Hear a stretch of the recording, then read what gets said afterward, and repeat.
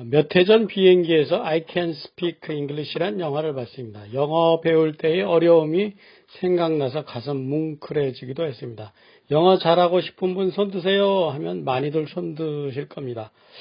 아마도 오늘 결석한 사람처럼 썰렁한 농담이 될지도 모릅니다. 인터넷, 스마트폰 앱 같은 IT 기기가 실생활에 깊숙이 스며든 현대 생활에서 영어는 어느덧 필수 국제어로 확고하게 자리 잡았습니다. 잘하고 못하고를 떠나서 영어가 이 땅에 들어온 지 100년도 훨씬 지났고 해방 이후만 쳐도 75년 동안이나 영어 교육을 해왔습니다. 하지만 국민들이 느끼는 영어 교육의 성과는 지극히 낮습니다. 한 해 20조 원이 넘는 돈을 투자하면서도 그렇습니다. 근본 원인은 우리가 영어의 첫 단추를 매우 잘못 끼운 데 있습니다. 그런 면에서 KBS의 역사 스페셜 잉글리시 조선 상륙기를 보면은 참고할 만한 점이 많이 나옵니다. 이처럼 징글징글한 잉글리시, 과연 그 정체가 무엇일까요? 영어는 외국어입니다. 수많은 외국어 중에서 우리 모국어인 한글보다 영향력이 더욱 막강한 것이 바로 영어입니다. 모든 언어는 문화입니다. 사람의 삶이 고스란히 담겨있는 문화입니다. 그것을 표현하고 소통, 교류하는 수단이 말과 글입니다. 그래서 언어를 배우려면 그 문화도 잘 알아야만 합니다. 서양은 fork, knife를 쓰고 우리는 숟가락, 젓가락을 씁니다. 음식을 먹는 도구와 그 예절이 다릅니다. 영어라는 문화를 섭취하는 데 있어서 우리가 숟가락, 젓가락을 사용해 온 것이 아닌지 생각해 보게 됩니다. 이솝 우화에 나오는 여호와학의 식사 초대 그림이 그려집니다. 영어 잘하고자 하는 노력과 의지와는 달리 성과가 너무 보잘것없이 느껴집니다. 반만년 세월 속에 단일 민족으로 살아온 한국은 이제 더 이상 세계의 변방국이 아닙니다. 국내에 살고 있는 외국인의 숫자와 방문객을 보면 알게 됩니다. 비록 섬도 아닌 반반도에서 살고 있지만 세계와의 교류는 점점 더 활발해지고 있습니다. 세계가 한국을 더 많이 좋아하고 우리도 개방적으로 변해갑니다. 그런 빠른 변화를 따라잡지 못해 갑갑한 분야가 외국어, 그 중에서도 세계어가 된 영어입니다. 수천만 명이 드나드는 세계 인류 명성을 자랑하는 인천국제공항의 그랜드 오픈 문구가 떡하니 휘날립니다. 국내 곳곳에서 눈에 자주 띄는 짝퉁 영어입니다. 그랜 오프닝이란 소통되는 영어로 바꿔줘야 합니다. 짙은 양복 정장을 멋지게 차려입고 흰 양말을 신은 것 같아서 보기에 영 어색합니다.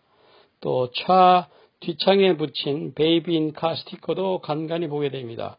한글로 아기가 타고 있어요를 붙이던지 또는 베이비 온 보드처럼 소통 잘 되는 문구가 아마 소중한 아기를 더 유연한 길이 될 것입니다. 세계와 시대에 맞게 영어를 쓰고 싶은 마음과는 달리 우리끼리만의 영어, 원어민이 이해 못하는 불통 영어가 너무 많습니다. 자, 이제는 해외여행과 관련해 좀 더 들어가 보겠습니다. 해외에 나가면 소매치기들이 가장 노린다는 한국 여권, 패스포트. 여기서 포트는 항구를 얘기합니다. 배가 드나드는 예전부터 있던 항구 포트입니다. 이 외국을 왕래할 때는 비자를 받고 이 말하는 포트를 패스, 통과할 때 이 필요한 신분증이라서 패스포트라고 합니다. 그 후에 비행기가 발명되고 나서는 이 앞에 공중을 뜻하는 에어를 항구란 포트 앞에 붙여서 에어포트이라는 말이 생겼습니다. 국제공항은 각국의 비행기가 뜨고 내리기 때문에 구별된 출입민이 따로 필요하고 이것을 게이트이라고 합니다. 숫자를 붙여서 구분해 쓰기도 합니다. 보통은 게이트란 말을 많이 쓰고 있는데 T자가 빠지고 게이트이라고 하면은 잘 소통이 됩니다.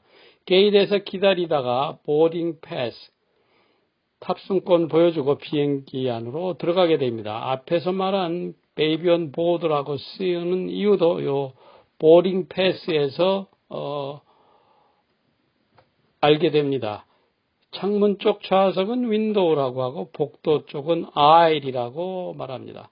자리에 앉으면 fasten your seat belt라는 문구가 보입니다.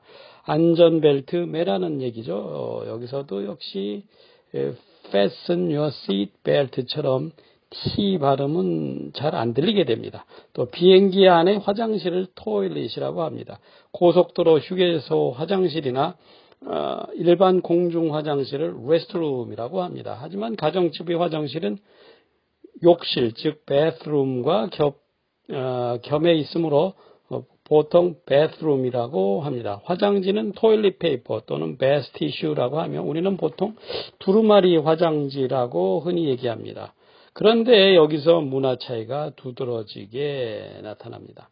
이 두루마리 화장지를 화장실뿐 아니라 식탁에서 냅킨, 대용으로도 쓰는 곳이 있습니다. 용변 후에만 쓴다는 생각이 꽉 박힌 외국인들이 그 모습에 눈이 휘둥그레 커지는 것은 바로 이런 문화 차이 때문이다.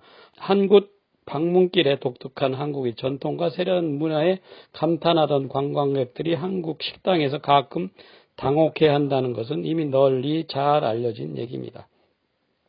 토일릿, 레스트룸, 베드룸처럼 단순히 단어만 알아서는 부족한 문화의 차이를 실감할 수 있게 될 것입니다.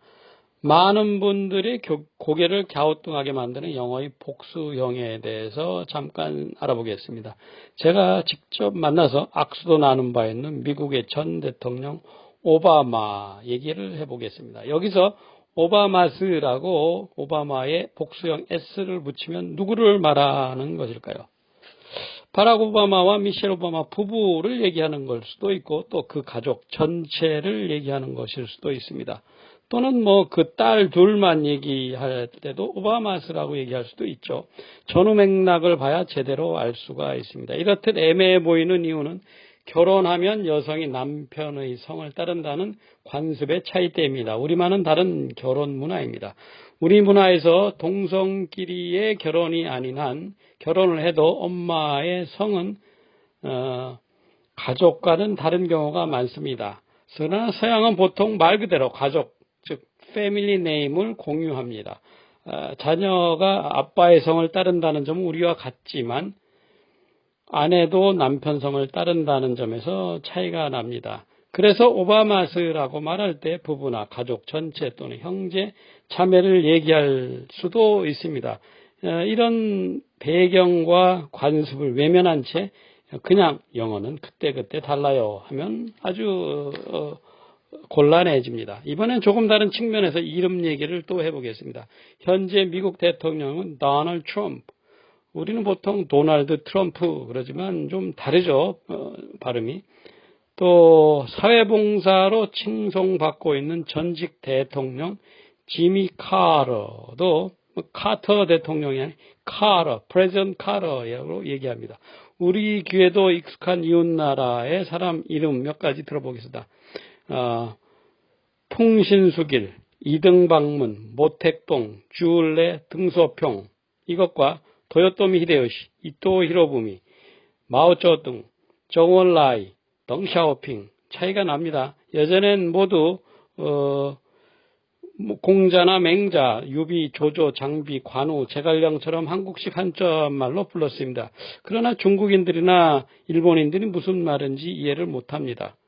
같은 한국말을 쓰지만 북한에서는 남한과는 달리 중국 지도자 이름을 강택민, 호금도, 스금병 동지라고 합니다. 우리는 가급적 그 나라 발음으로 이름을 부르자는 취지에 맞게 장쩌민, 후진타오, 시진핑이라고 얘기하며 북경 상해 대신 베이징이나 샹하이라고 얘기합니다. 일본 수상 이름도 안배 진삼이란 한자 발음 대신 아베 신조라고 일본어 발음으로 얘기합니다. 서로의 문화를 존중해 교류하고 친해지려면 이름만큼은 제대로 불러주는 것이 예입니다. 그래서 듣기, 말하기, 읽기, 쓰기에서 듣기와 말하기가 매우 중요합니다. 제대로 듣고 제대로 말하려면 문화 또한 잘 알아야 합니다.